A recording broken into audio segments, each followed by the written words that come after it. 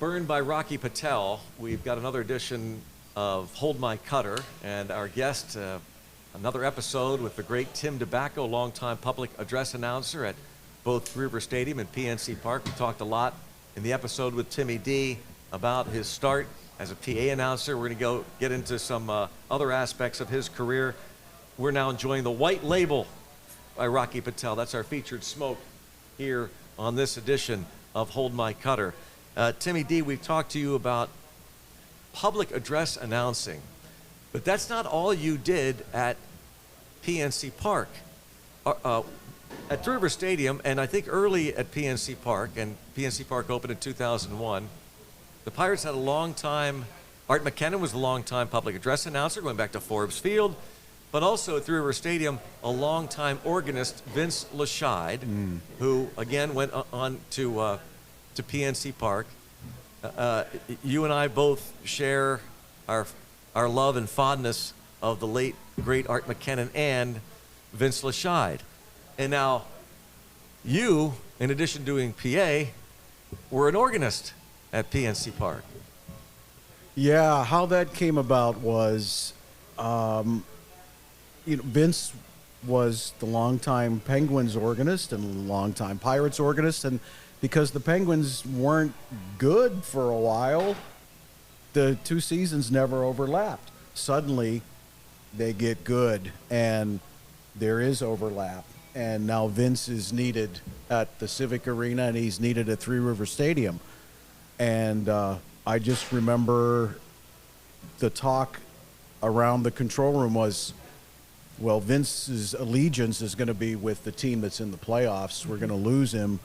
Who can we get to fill in? And, I had, as a kid, I started taking organ lessons when I was 4, and I was always paying attention to what Vince was doing on the organ, and I could play his little rally things by ear just because I'd listened to them so many times, and I spoke up and I said, I think I could maybe pinch hit. I could fill in maybe. I knew I couldn't hold a candle to what he was doing, but I could get you over the hump.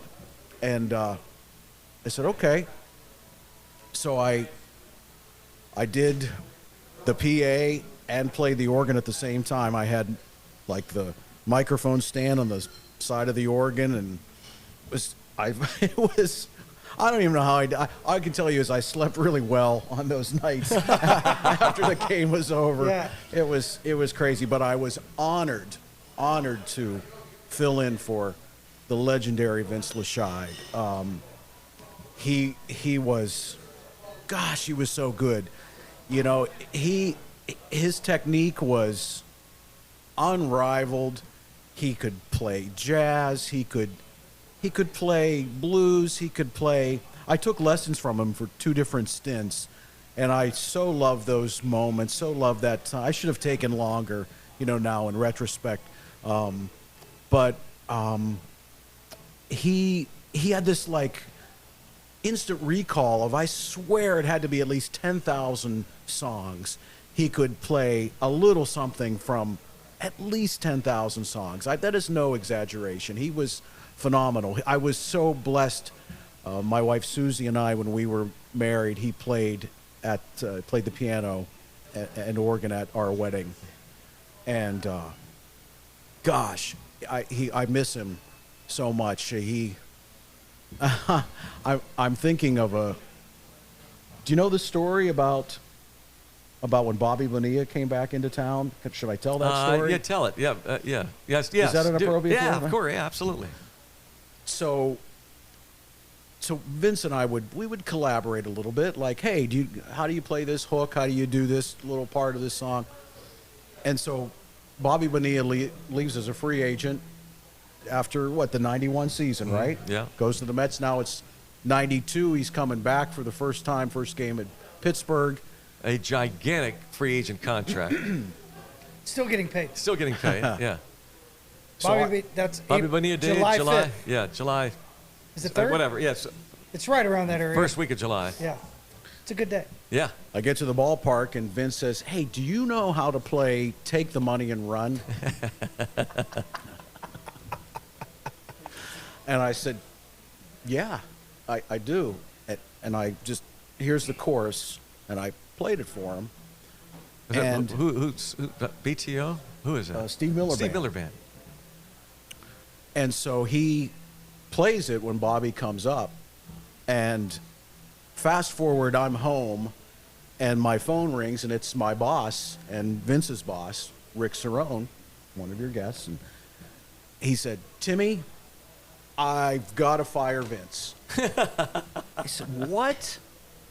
What?" And he said, "Oh, I'm driving home. I'm listening to WFAN in New York, and they are outraged, talking about how, Bush League, what the Pirates did, what their organist did, playing Take the Money and Run."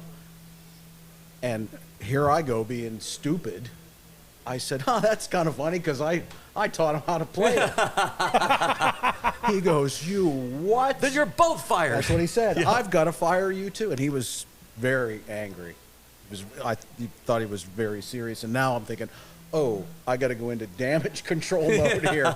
And I said, no, look, think about it. I'm, this is going to blow over. And, you're talking about Vince Lashide. And it's funny. so the kicker to and true. Yeah. The Yeah, kicker to that's the right. story is I'm talking to Rick about this not so long ago. And he says, "Tim, what you don't know is before the game started, I had a conversation with Vince, and I asked him, what is he going to play for Bobby Bonilla? Like, I wouldn't play he usually played the theme from Bonanza because it got the crowd going. And that was like, yeah, No, that's not Bonanza. He says, I don't think, and he goes, and whatever you do, don't play something stupid like Take the Money and Run. Unbeknownst to you, he's Yeah. telling Vince, don't play that, and he plays Now, it. I would give anything to be able to have this discussion with Vince, Yes. because that doesn't sound like him at all to be defiant and just play it anyway. But some signal got crossed somehow that he asked me how to play it. But that's a memory I'll never forget. Yeah. How about when I I think don't it's know whether great. he got thrown out, I don't know if you were around, but when he played Three Blind Mice for the umps. I think They'd stop the game. They turned Three around. I think they blind tried to mice. eject him. I don't know if they did. well, I think that happened at a Penguins game, if I'm not mistaken. But They tried to eject him. Well, he did it. He did it at Three River Okay. Stadium also. Speaking of but sensitive, anyway. yeah. But, so he was doing it at a Penguin game? I think the story goes, I could be wrong, but I think that he got reprimanded for doing it Okay. at a Penguins Well, he did it game. at Three River Stadium too. So it But doesn't that's surprise funny. me that Maybe. it doesn't surprise me that I don't think signals got crossed. But hey, Vince would go ahead and say The fact you guys are talking about it says it all. yeah. It means it had some type Moments, of yeah, stories. Some type Steve of Blasco grab. said that when we make the game sterile, where are the stories going to be? Like the stories are the greatest thing about the game and sports. Yeah, Vince was Did so you hear about the one in clever. L.A.? There's a car that caught on fire. Who started? It's like started the fire. We didn't start the fire, we Billy Joel. didn't start the fire. Who did that? They're That's doing it great. in Oregon. There's a car on fire That's great. outside the stadium. Nobody can see it, but now they have That's the drones. And they're playing. That's very We quick, didn't very start clever. Do you know some of the names of the other organists around? Like, was it Nancy B. Heffley? Was she one in Chicago? I'm going to embarrass myself here. I don't know. Okay, I I'm don't sorry. know. When did they retire the organ at PNC? It was when Vince left. So Vince became, I think, kind of ill, and I might not have this exactly correct. Somewhere around 2007, we had him come in and we had him record a lot of his stuff just to have in the can because he was missing some games. And I think it wasn't more than a year later that he passed. And, it was my job after that.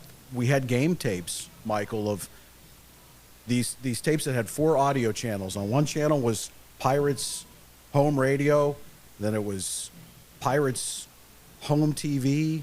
I think the third channel was crowd noise, and the fourth channel was like the line in on the bowl, like the PA announcer and the organist, like a direct line.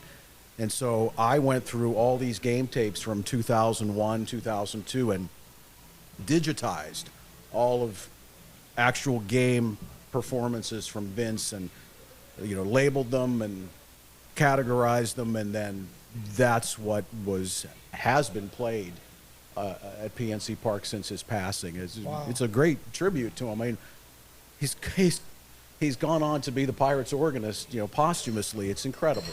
Maybe not so incredible. Yeah. Maybe not so incredible. Although, I think that's some ballparks are bringing back the organ. That's great baseball. news. I miss more of it. I love the tradition of it. Yeah. Like, you can mix and match. Like, Yep. I like the You can tradition. do both. Yeah. Yep. You can do both. So now, at what point do the Penguins come calling? It was the first year would have been Consol Energy Center at the time. So I never played at Mellon You were never Arena. at the Mill. Oh, no. I didn't know that. I'm sorry. That's okay. I got a call that would I want to come in to audition, and I just I had a 9-to-5 job and doing this PA job for the Pirates, and I'm thinking, gosh, I don't know, am I slicing myself too? I couldn't pass up the opportunity to audition, so I checked with the Pirates first. Would they mind if I tried out? And how did they know? How did someone at the Penguins know that you were even doing organ? It was Billy Wareham, Oh, it was Billy. who was Okay. the longtime in-game producer, Okay. and he had Katie O'Malley. Okay. Yep. She Katie Ackman. Thank you. Absolutely. She called me, I think on behalf of Billy, and said, "Hey, you want to come in and just play for 15 minutes? We might fire some songs at you." And I said, "Okay." And kind of the same thing happened. I think the Penguins said to me, "Hey, we're not sure what we're going to do next year. We might go to a canned organist. We might go to a live organist, but we know we're going to make a change. And you're our guy if you want the gig." So this is my 15th season now doing that, and it's so much fun. Well, you brought up your 9-to-5. You told me a little bit off air. Explain what you do outside of being a PA announcer, playing the organ. I mean, it's crazy. There's a guy in the North Hills of Pittsburgh, Mark Malwini. He owns 3 audio-related businesses. One is, can I give him a plug? Please. One is Northern Audio. It's a home theater, high-performance audio design and installation company. Also in that building is... This is downstairs. This is downstairs at 3003 Babcock. There's Music to My Ear, which is a super record store, hi-fi shop, new and used vinyl, used CDs. And then there's a third company that he owns called Spin Clean. It's a record washer. It's a kit, a bath unit that you can clean your vinyl records. And that's been around since 1975. It was actually the patent had been owned by his father, and his father retired and gave it to Mark. And so I work overseeing marketing communication for his 3 businesses. How cool is that? Oh, it's the greatest. And speaking of collections, so we talked in the first episode about your love of really radio, and how your first memory really of recording something important was when your dad called you into the garage and said, "Let's change a tire or change the oil, whatnot. You want to record it?" Yeah, he was just ahead of his time. That's all it is. He was ahead of his time. He was the first YouTuber, if you think about it. I was thinking the same thing. He was going to put it out on Yes, he YouTube. was. Yep. It's just his dad said, nope, that's not going to If happen. only. But that's not the only thing you collected. I was a record collector from early on. I cut my teeth on my parents' records. I'm listening to Elvis. You meaning like gnawing on them? Well, close to it. I was that entrenched into the That's what I would have done as a kid. That's why I had to ask. Yeah. I was playing Elvis and all my mom's records from the 50s, and I started getting 45s when I was probably around 7 years old, and that love for records and pop music. When you say 45s, what does that mean? Yeah, well, it's a good question. Good question, yeah. So it was a single. So a single has changed over the decades. Back in the 40s, it was a 78 RPM. There was a 10-inch record that spun at 78 revolutions per minute, and the record companies would release one song on one side, one So song on that's the the other. first spin rate. So that's right. Spin rate's been Yeah. around for a long No, time. That's right. You Yeah. guys are way behind. Yeah. Analytics. But those were the big albums. They So were the big, 10-inch. You know what I mean? The big, the you've And they seen, were singles. you've Yeah, seen yeah, vinyl yeah. records. They were made of shellac. My wife is really getting into it. So Okay.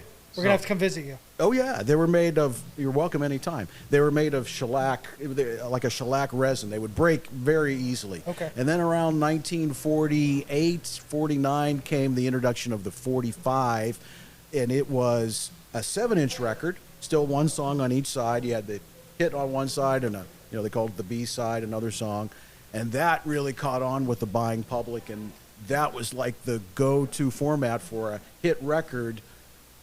Until sometime in the late 80s when CDs took over. Then you had the cassette single for a while, then you had a CD single, and then of course you got to digital downloads and streaming. So there's your quick. But vinyl's coming back. Oh, since 2010, it's just been on the flying rise back, every yeah. year. Yeah. So Why do you think that is? Why did vinyl come back? There's still the texture, the richness is There's missing something from, right? Yeah, I mean- think it's something physically tangible, palpable about holding this big artwork. it's the same reason And- I think textbooks, I think actual. Well, we've talked about it with Books are gonna newspapers. come We back. talked about it with newspapers. I mean, that's a little bit tougher, but I do think. But there's something tangible about holding Yeah, it. But then like- there's also, don't you also feel? I thought you've told me this that, for example, could you, if you sat with in your home studio, your theater, if somebody put on a vinyl record, the exact same song then on a digital, could you tell the difference? You Yeah. could. I know you It could. depends on the Yeah. pressing and the Yeah. equipment, but Okay. sometimes you'd be hard. I get your point. Sometimes you're hard pressed to. You can't to know. define it, but there's a warmth. richness, a warmth. There's a warmth. yeah, Okay. the analog. Yeah, yeah. Many argue that. Pardon me. I'm sorry. No, I think it's the intention that is so cool. The intention. Yeah, I mean, Yeah. I could go right now and find any song on the planet on my phone. That's not really that intentional. That's just normal day. But to grab a record, be very gentle with it, put it on. Yeah. That's true. The experience. Yeah, the experience of it all. Yeah. And Right? Michael, you're right. It brings the music to the forefront Yeah. instead of the background. You could be at the gym or So you cool, could be yeah. driving in your car and you're streaming and it's fine. I'm not against streaming. But it's sort of like it becomes not as much, I think, in the forefront as if you make the choice to sit down and put on a physical piece of media. Yeah. I like So, that. so his collection of music is one thing, and literally the vinyl records and so on. But you are kind of a pop culture aficionado as well. You. Is he a Swifty? No. Come on, you isn't? can admit Who it. isn't? No, you're Who not. isn't? Come Who on. isn't? Ah. Yeah. Yeah. She's nothing compared to the Partridge Family and. I was gonna Now you're say, really digging deep. what if you had to pick a genre? Which one would you pick? I'm sure you like them all. I always loved pop rock, classic rock. Whatever crossed over to the top 40, I You was had to listening pick to. 3 records. Wow. 3. That's it. Three That's all you got. singles, 3 songs. That your record collection's going to be taken away. You have to pick 3 records. What are you picking? Well, a lot of people are going to be posting in the comments on this. I'm going to get really made What's fun your of. record? I think my favorite song of all time is "I Think I Love You" by the Partridge Family. I love Do you know who the Partridge I Family? do. Okay. I do. Okay. I love music. So Okay. Boy. Probably number 2 is probably "Lonely Boy" by Andrew Gold. Oh, wow. Ooh, okay. And probably number 3 is "If I Can Dream" by Elvis Presley. I like it. Yeah. Some classics. I knew Elvis was going to be up there. So, Elvis holds a special place in your heart, in your life. I mean, how did you get hooked on Elvis? Well, like I alluded to just a little bit ago, it was in my parents' record collection, and I'm playing my mom's 45s, and I just got hooked. I just thought this sounded great. I had these kids' records that I was listening to, and then suddenly I'm listening to Elvis, and I'm thinking, well, this is much better. This is amazing. And I just always gravitated to his music and was always a fan all through my childhood and adult life. And but you've taken it to the next level. well, okay, so Take me there. Let's go. so my parents took me to Graceland in 1985, and since then I've probably made nine or 10 trips there. Too cool. Yeah, I really love it. It's like this sort of an escape, sort of a happy place for me. And there's a quick story. No, don't. You have to be Yeah. quick. So I have a cousin. She's like an adopted sister because I'm an only child, and I hung out with her all the time. She's a few years older than I am, and we started here a few years ago just doing trips together. And we went to Chicago. We went to Wrigley Field. She said, "Where are we going to go next year?" I said, "Have you ever been to Memphis? You want to go to Graceland? Do you like Elvis?" She says, "Oh yeah, I like those. I like that Jailhouse Rock and blue suede shoes." Mm-hmm. And She wasn't terribly into Elvis. no, and I said, "Well, she was wait. okay with the trip. I said, there's much more to Yeah. Elvis There's than much more to than this. just those 50s songs." She was okay.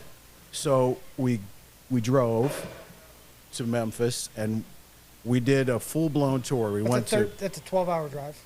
exactly. Yeah. We went to Tupelo the first day, where Elvis's birthplace. We went all over Memphis the second day. It was like an Elvis-centric tour. And then the third day, we toured the mansion.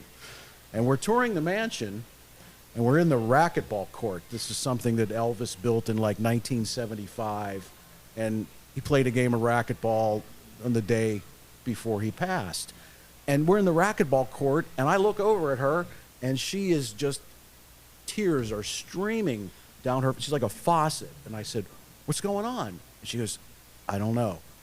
And after that, long story somewhat short, she's All in. immersing herself in every book she can get her hands on. And this is no joke. She has read easily over 700 books on Elvis. I'm like, holy man, Wow. I created a monster. You did. Again, fast forward, she has become a VIP there at Graceland. Did she It's move called a there? founder, and she just She moved, moved. last June. She moved Wow. to Memphis. What'd you do? I don't know, but I you thought broke her.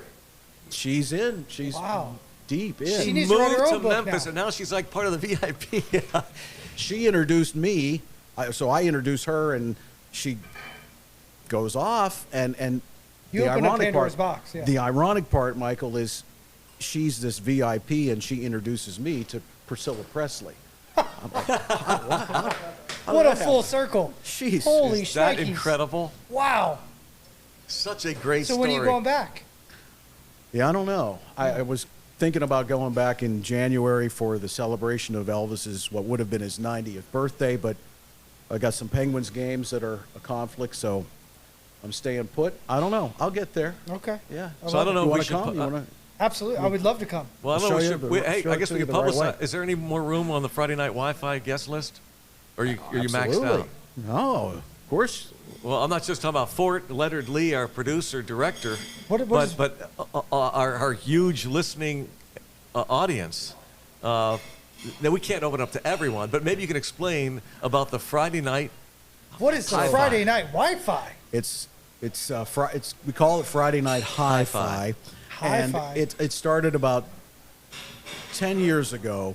A group of musician friends and we meet about once a month at my place, and we just talk about or watch or listen to music. We could watch a documentary. We could watch a concert. We could, one night everybody picked his favorite album, side one. and we played.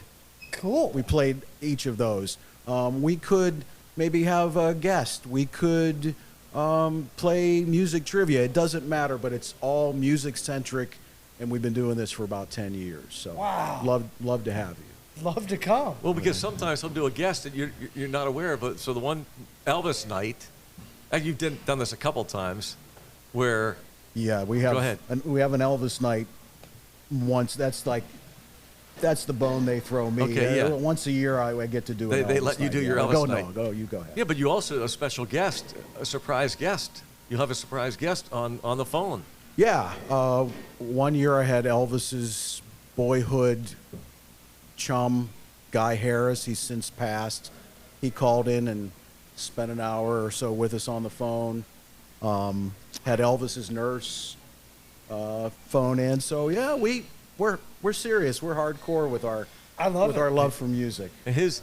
So I don't believe that there's anybody that knows music trivia around here as well as Tim Debacco. Now, my brother's strong, Yeah. Charlie, and Blas loves it, Yeah. but the music trivia is through the roof, and a lot of it comes from Casey Kasem, right? I'm a big What'd you say? fan of American Top 40. I grew up on that. Timmy D's. grew up on You've that. listened to just about every one of those, haven't you, Timmy D? Yeah, I'm working on it. Come on, you're working a second go round. Pretty much, yeah. Yeah, I How have many all the episodes episodes. of American Top 40 were there? Well, it started on July 4th of 1970, and it went. It went. I mean, it's still going. Ryan Seacrest is the host now. Okay, but I'm sorry, no disrespect, Well, but come on. Casey did it Kasem. until 1988, and then he broke off and started his own version on the Westwood One radio Okay. networks called Casey's Top 40. American Top 40 kept going with Shadow Stevens till about 1995, and then stopped. And then the rights reverted back to Casey, and he resumed American Top 40 in 1998, and then did it through 2004 when he gave it to Ryan Seacrest. So it's been an institution, right? What made Casey Kasem so good? Do you think? Friendly, folksy. It was so good at telling the stories about the titles and the artists. Is there anything? It's like he brought you into his living room, just so to speak. It's the best way to put it. Because I was in high school from that 98 through 2004. I used to listen to it. I think it was every Sunday. Yeah, If Saturday or Sunday, Saturday, depending Sunday. on what. Yeah. It usually carried over, and I would hear it, and I would sit there and listen to it all the That's time. awesome. Yeah, yeah. So That's it's really tremendous. cool. Yeah. Wow. But like aren't you amazed at how good the production was at that show, and how good he was at it? Absolutely, the Right? writing was great. Great writers, great production. Casey was just. There's nothing like that these days, is there? Admittedly, I'm not as dialed in as maybe I should be, so I'll say no. Back to the Partridge Family, and You're losing everybody. And your collection. No. They're like they're they're at the edge of eating their this seat. up. The people that you have met, the things that you have done because of your love of whatever it might be, Elvis, pop culture, the Partridge Family. Is there any one thing, one person, one moment? We talked about your PA moments with the Pirates, but what about when it comes to this? Well, I'd have to say, I'm such a nerd, and I'm putting it out on full display now. Do you watch Seinfeld? Do you remember the Seinfeld episode about George Costanza's father collected TV guides? Do you remember that episode? Vaguely. That's me. You collect TV guides. I collect TV guides, but it's not just any TV guide. I had to have the Pittsburgh edition of the TV guide to collect because I wanted a history of Pittsburgh television. So the moment came when I got the one that completed the collection. I do have, when TV Guide first became a franchise in Pittsburgh in 1953, and then in October of 2005, it switched from TV Guide stopped its digest small format and went to a full-size magazine, and it stopped putting in local listings. It just put in national listings, and it became sort of like a gossip magazine. So from 53 to 2005, I can say now with great pride that I have every Pittsburgh edition of TV How Guide. many would you say? How many is that? It's over 2,000, because what would we do? We Wow. So every TV guide, Wow. Pittsburgh edition, he's got it downstairs in this incredible theater of his. And his wife, Susie, is as proud as anybody over this, by the way. She loves this. Everybody that knows me is just beaming with It's pride. it is unbelievable. And they're all practically mint condition. They're in sleeves. Well, Just yeah, about if you're gonna everyone- do it, you got to do it Yeah. right. What else? What else do you collect? It's unbelievable. Because I collect sign balls. I have some other things Yeah. I collect, but Yeah. like, what else do you collect? Radio jingles. Like, did you digitize them? How does that work? Yeah, there are some CD collections that came out some time ago, so I was a customer of those. TV shows. I don't know why I do. You could find them on streaming services, but I have a lot of the box sets, DVD and Blu-ray. It's TV, radio, pop music. It always goes back to your childhood. Favorite Exactly. TV series? Was it Brady Bunch or Partridge Family? It's a great Bewitched? question. I think well, it's Bewitched or I Dream of Jeannie. Oh, no, right? I'm sorry. Yeah. Well, no. Didn't you go to the set of Hey. one of those? I did. Which one was Isn't it? the genie the one that goes? That's That's No, that was Bewitched. Bewitched. That's Bewitched. Right? Yeah. Yeah. I think what did she do, Barbara Eden? There you go. She did That's a right. thing when she Yeah. wanted to disappear or whatever. Yeah. Yeah. So anyway, were you at this on the set of one of those What a shows? turn this is taken. I went to the Columbia lot Okay.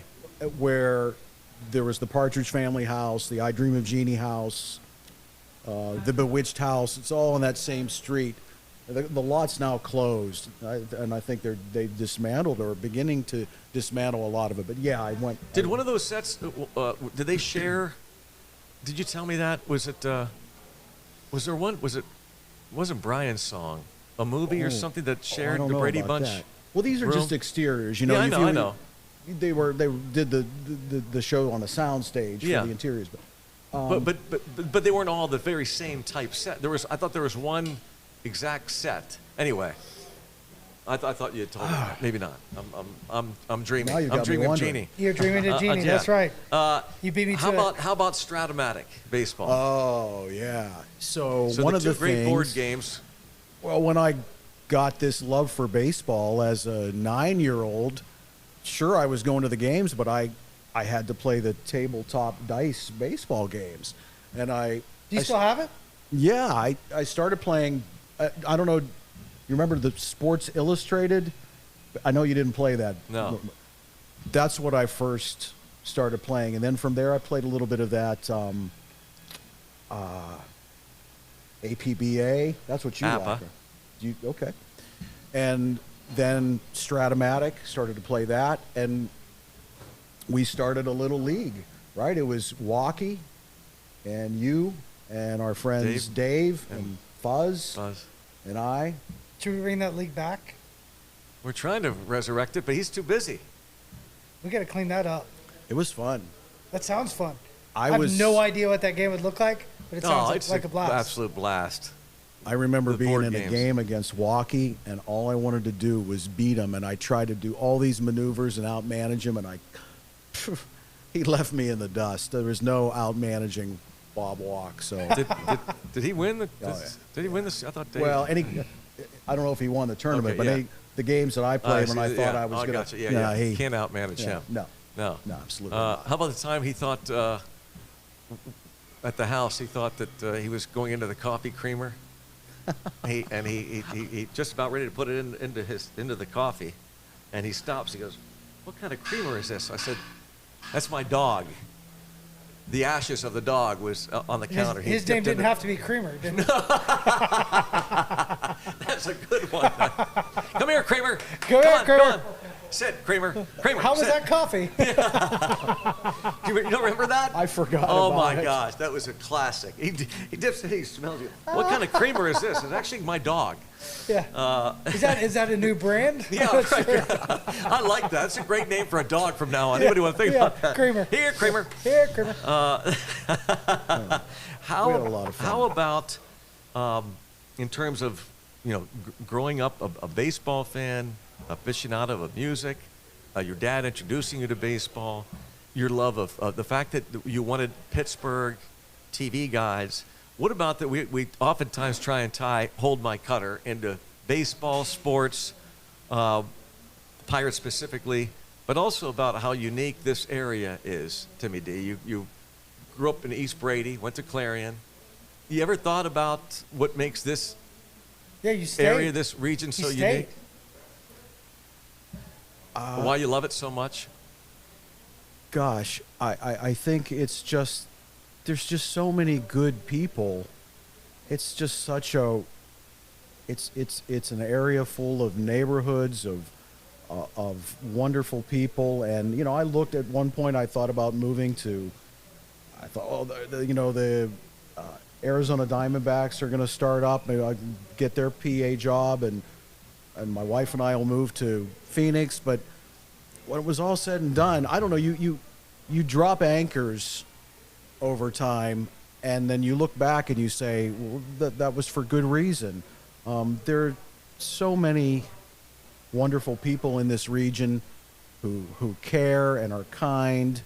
And as I think about it now as a 60-year-old, I can't imagine ever living anywhere else. It's just such a great region to you name it. I think the climate, the surroundings, the change of seasons, but again, especially the people. And with the Pirates too. I just, like you, Michael McHenry, Greg Brown,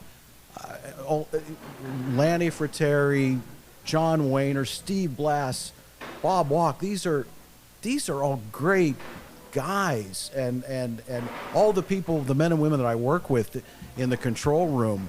I won't even begin to name them because I'll forget somebody, and that'll be the worst thing. But I work with so many wonderful sound engineers, producers.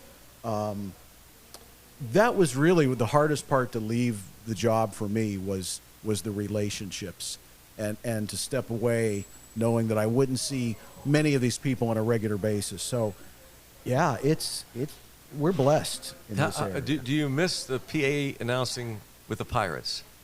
And do you pay attention to it at all?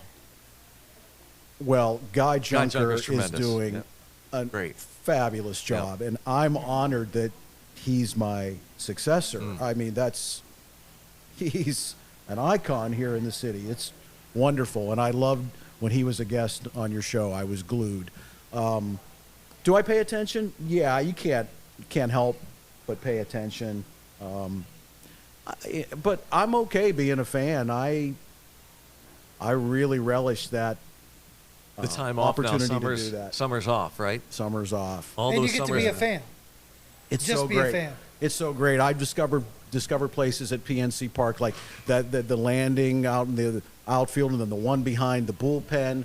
I never knew that existed. Well, I mean, some of those are newer, but just to roam around, I found corridors and nooks and crannies that I would never have discovered. And I'm like a kid in a candy store.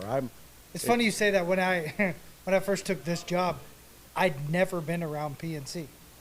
So I'd ask my wife where to go. I had no clue where to go. Outside the clubhouse. Outside the clubhouse, because I mean, you're kind of tunnel vision when you're playing. So it was there, back. I knew where the press box was, but other than that, I knew where nothing was. They go, meet us so-and-so. I'm like, hey, Jacqueline, I have no idea where this is. So you're so right. And she took me to her favorite spot to watch a game. I'll never forget it. O'Neill Cruz hit a homer. I had a day off. And it looked like the shortstop jumped, and it went and hit the back of the bullpen. And I was just like, what just happened? Whole different perspective. Yeah, just a perspective you never see. So I always encourage guys that are playing or that look to play one day, go to a game and look at it from every perspective you can, because it gives you this incredible view that you never thought of. and it gives you this understanding of the game that you never could have because there's really not a bad seat over there. You're so Except right. maybe one behind a pole or something like that. I'm sure there's one or two that are pretty bad, but most of the time, No, there's not. none. And there's somebody actually that does that on social media. If you haven't seen it, they go to every ballpark and find the worst seat. They did PNC this year. It's pretty funny. I can't imagine there's a word. Yeah, like no, you say, I mean, you can lean if you're behind a pole. Yeah. It's still a great seat. So you have Yeah. that scenery. So I've gone to games now since I've retired that I'll just get a single ticket, and I'll sometimes go up to the very last row and just sit up top and just take in that bird's eye view. And it's so much fun. I'm a kid again now. you was it? always were a kid. Oh, What was the That's difference, true. by the way, in your location, PA at Three River Stadium, PA, PNC Park? a lot further away. It's more we'd difficult never- at PNC Park? Yeah. Okay. You're not as close, Yeah. and you get, like you get used to it when you're there a lot. You can pick up the ball off the bat, and you can. But yeah, we've never ever had a foul ball come into the booth at PNC Park. It's just too far away. If anybody could do it, O'Neill Cruz could probably. Yeah. Yeah. Probably about it. Thank Too you. far back and too far away. Thanks for doing this. Hold my cutter. You guys have You're something incredible. great going on here, and I'm just so thrilled to be a part of it. Thanks a million for I am so grateful to be a part of the Pirates organization. If there's anything that I felt and still do is gratitude to be able to do a dream job and to do it for 35 years. So I love the Pirates. I love what you're doing, and I'm honored that you asked me to sit and chat about it. Thank you. I hope you come back. Will you come back? Sure. Yes. And hey, Brownie, you know what we got to do? Now that we kind of talked through all this, if we ever can have an old-timers game, Yes. we need to bring him back on the megaphone. Well, now, we talked about this on a previous episode. There was at least one game, they had a throwback game, where they had no PA system, no scoreboard, and they had Timmy D on the dugout roof with a megaphone, right? So that's already happened, so we got to do it again. I got a funny story about Yes, that. yeah, yes, please. So the game was, it was misty, and it was in the hands of the umpires, and it never really rained hard, but it was misty, and it eventually got postponed. But it was in this long delay. So I'm in this 1903 get-up with the knickers and the hat and the whole thing, and I'm on top of the dugout with a megaphone. It was a lavalier mic taped into it, so I was amplified. But we had no in-game entertainment. We had a barbershop quartet because you couldn't. So That's all good. you could do. So great. So this rain delay prevented the start of the game, and the barbershop quartet, I think, went through their repertoire about 4 or 5 times. And my boss at the time, my producer Eric Wolf, said, Tim, you're going to have to do something. We're running out. Can you tap dance? Can you sing? Can you read the poem "Casey at the Bat" on top of the dugout? And I said, okay. From memory? No, they had it for me. That would have been impressive. Well, he's so good, it wouldn't have surprised yeah, it me. wouldn't Sure, have I got surprised this. yeah. He said, now you're taking one for the team here. You're probably going to get booed. And I said, okay. So I get on top of the dugout, and I could hear, this is like now a 45-minute to an hour rain delay, I could hear smattering of what people, there's no music going, so you could hear what Yeah. everybody, and they say, oh, he's got a weather update for us. So he's going to tell us something about the game, the weather. Hold on. And I, in Mudville, all these cuss Trying to draw it words out, and- he's looking to, get rag the out puck. of here. And I'm like, oh my gosh. So the delay went on, and then finally my producer said, the game's been called, so you're going to have to read that announcement. I said, look, I'm not doing it on top of the dugout. I'm going in the runway by the dugout. Oh, that's So great. we did another one, though, didn't we? We did, the next night we did it. I didn't recall that one. That's hilarious. That's oh my great. God. That's what. Remember when I told you Steve Greenberg had me get up on stage? That big. They had a doubleheader between games. The doubleheader. No, it was a post game Sunday afternoon. They had the Four Tops and Chuck Berry. Oh yeah, right. And Chuck Berry didn't want to stay. well, so it went extra innings. So Chuck Berry's out behind at Three River Stadium, that where the grounds crew was behind Gate Sure. C, behind the wall, we had the equipment, Yeah. and his limo was there, and he says to Steve Greenberg, the marketing VP, I got a flight here, and he goes, well, no, the game's extra innings. He goes, so he says, I'll wait one extra inning, but then I'm out of here. He says, well, you can't. Well, you signed a contract. You're going to sing after the four tops. So the game, I think, went 11. And like after the third out of the bottom of the 10th, he tells his driver, we're out of here. So he, unbeknownst to the crowd, and Greenberg says to me, you go up on stage and you tell the crowd that Chuck Berry is not here. And they're all, there are 50,000 people. Oh my gosh. I'm sure that went well. Oh yeah, they love that one. But anyway, thank you again. And Yes. how do people tune in to Hold My Cutter? Well, if you're like Timmy, you're going to watch it on YouTube. You can go to Apple and subscribe. You can go to any place All you find, platforms. all platforms that you find, or subscribe to your fun, friendly podcast. Us being obviously your favorite. Please go check it out. Timmy D, when the Pirate game would end, what would you tell everyone? Please remember to drive home safely. Thank you and good day.